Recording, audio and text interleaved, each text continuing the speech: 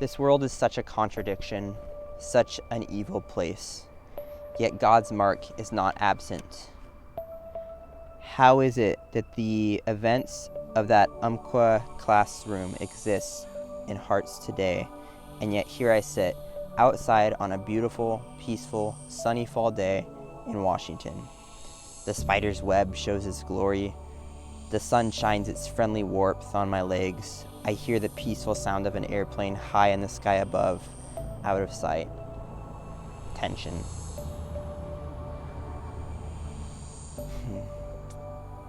Heaven and hell are real. They're real places, and I don't care enough about those who are going to hell.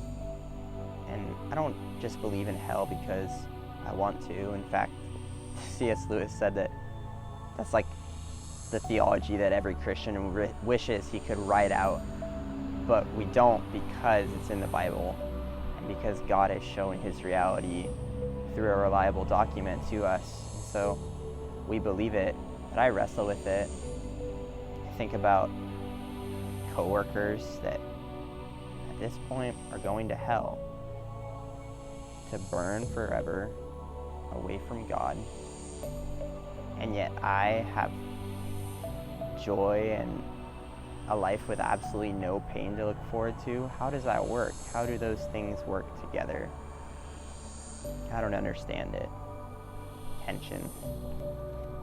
I don't even care about others enough. If I really believe that there are people that are missing out on heaven's joys, and not just missing out on it, but missing out by being in a terrible place forever, why don't I care enough? I think I'm afraid of what I'll lose here. But is my life about here? How do I live with wanting things now and yet being called to live for heaven? I don't understand life here. I mean, I've been talking about heaven and hell, but I don't even think I figured it out here. I haven't figured it out here. I know I haven't figured it out here. I think of just pain, and honestly, like everything that I'm saying now was kind of journaled out of pain. A really tough day that I experienced that I was just at a loss, and that was just me journaling. And so I experienced pain, and I certainly know pain, and yet I've also experienced such goodness, such joy. I've experienced, there's so many different sensations that we experience that are just so good. I think of songs of joy, of just times of singing and pouring my heart out before God, of just playing my guitar, of enjoying that with other people. I think of sounds of goodness, birds chirping in the sky, and even just like the laughter of my family, like when we gather together. I think of walks with friends and like moments of just delight and amusement, and I know that God created all those things. I've experienced so much good, and I don't deserve it, and yet it confuses me. Should we even have any of that joy? Because, I mean, look at the world around us. Look at how many people are dying. Just go on the news page. Every day you can see people dying somewhere. Should I really just experience these small joys with my friends here while that happens? It's a tension I don't understand.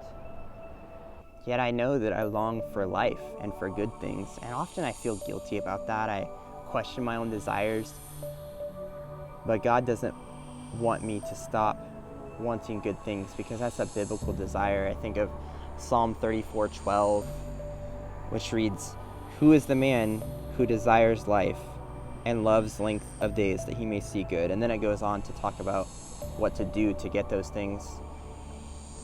But that's not a bad thing. In fact, that's a good thing, to love life and to want length of days so that I might see good.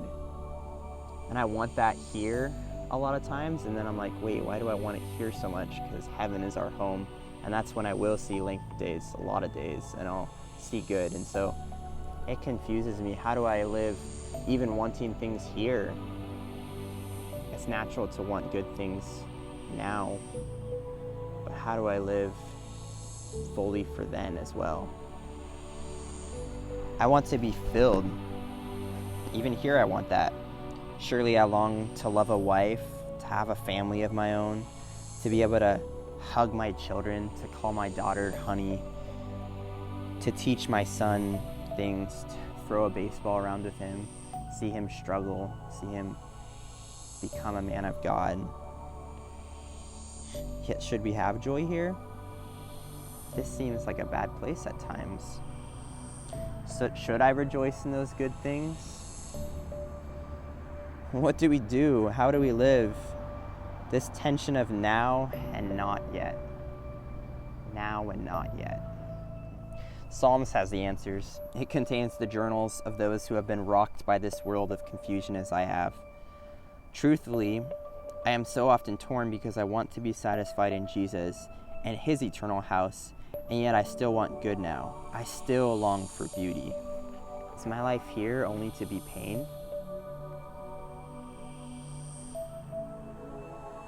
Maybe. But Christ is the answer. And what does that mean? How do I live? What should I desire? Am I living faithfully? Where is my heart and hope? Like I said, Psalms has the answers, and I think of Psalm 37. Do not fret because of evildoers. Be not envious toward wrongdoers.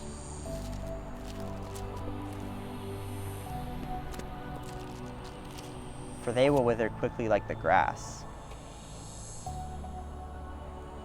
and fade like the green herb. Trust in the Lord and do good. Dwell in the land and cultivate faithfulness. Delight yourself in the Lord, and he will give you the desires of your heart. Rest in the Lord and wait patiently for him. Do not fret. Do not fret because of the man who carries out wicked schemes, because of shooters at colleges. Don't fret because of them. Depart from evil and do good, so you will abide forever. I long for the day that the humble will inherit the land and will delight themselves in abundant prosperity. So it seems like the answer is to stay here. Obviously, it's like, well, where else are we going to go? Mars? No, we're not going to do that. We're here, but in our hearts, are we fully here? God calls us to stay, to be exactly where he wants us, to live fully in the moment. I think it's okay that I don't understand it all. In fact, I know it is. A lot of these questions, part of me is like yelling at myself, like, Kristopher, you know that's not theologically accurate. Like, you haven't thought enough about that. Should you be saying that? Of course, we know that God is still good and that it's all about him and that eternity trumps now and all that stuff. But at the same time, I also know God wants my honesty. And ultimately, he doesn't want a heart that gets it all, that understands it all. He wants a heart that is his. He wants a 2 Chronicles 16:9 heart, one that is fully his, and one that God sees and that he completely supports. So I think of what we're called to, and I think of some resolutions, of some principles that we stand by and that we as Christians hold to in a world of tension. The first that I think of is trusting in God, and that sounds so obvious. Christians always say, oh, just trust in God, but like really trusting in God, trusting in the Lord with all our heart, not leaning on our own understanding because we don't understand. Acknowledging him in all our ways and trusting him to make our path straight. That's something we can do now. That's something for certain. That's something I have no tension about. So what I'm convinced of is that as Christians, we stay. We stay where God has placed us and we wait for his deliverance, for the time when we delight ourselves in abundant prosperity. We trust God's promises. We trust who he is. we trust that heaven will be better, certainly than what hurts us here, but also a better than the God-given joyous things that we experience now.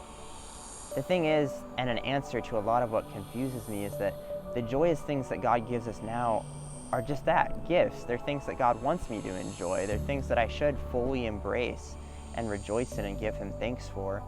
And they're not meaningless. They're not like, oh, well, I'm laughing with friends. Like, what's that going to do for eternity? That's like the essence of eternity, is the fullness of that.